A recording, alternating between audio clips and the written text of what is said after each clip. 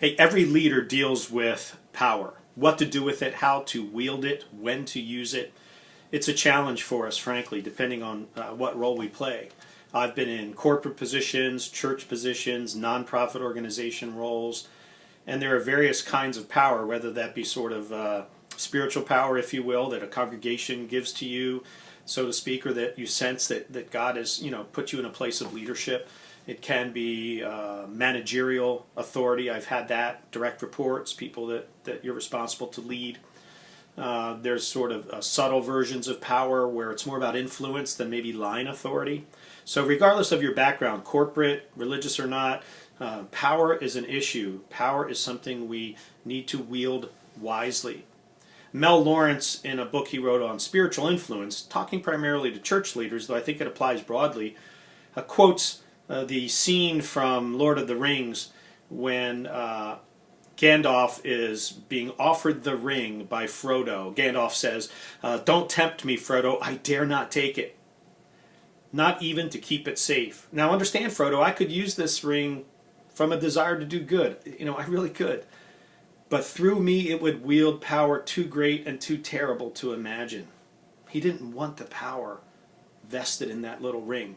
Later Frodo tried to offer it to Galadriel, and she said, "Oh, you would have a queen, beautiful and terrible as the dawn, treacherous as the sea, stronger than the foundations of the earth. All shall love me and despair." The idea that if you give me that kind of power, much as my heart desires to use it well, I could really hurt people with it. And I think every leader with any significant amount of authority wrestles with that. Sometimes we are given power we just don't want. Spiritual leaders are held up a little too high on a podium. Corporate leaders are expected to solve every problem that comes their way and please shareholders and please other managers and boards, etc. And sometimes we say, I just don't want all that power.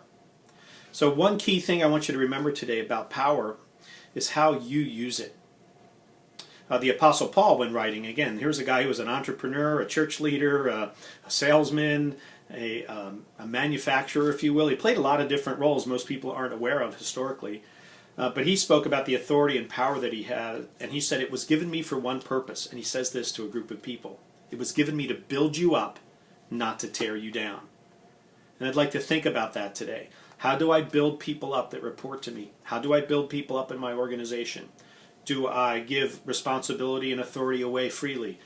Do I inadvertently overlook people and thereby tear people down?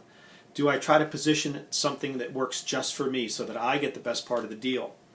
Again, that's not using power well. That will tear others down in an effort to build yourself up. But if you build others up, give them opportunity, speak wisely of them, support them, honor them, I think you'll see your power will grow, people will respect it, and you'll be able to wield it very wisely. So consider today how you're using the power that you have in the role that you play as a leader.